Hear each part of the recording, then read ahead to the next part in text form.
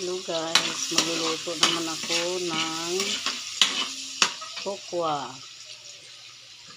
at sitaw at talong.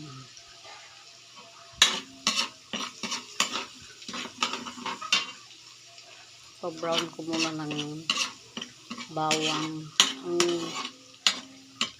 Yung paminta sinama ko na pagdikdik sa bawang. Ayan. So brown ko muna.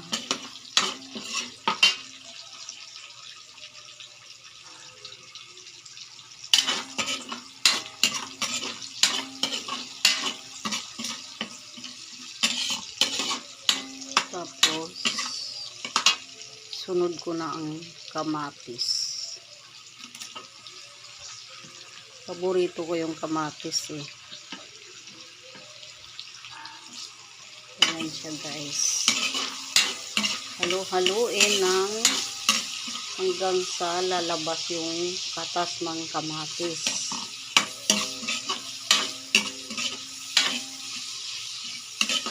Ayan.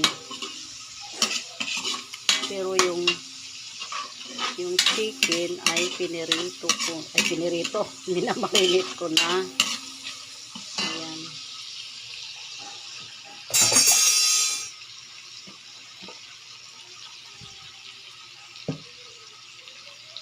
So, ilagay ko na ang manok na nakababad na sa tuyo.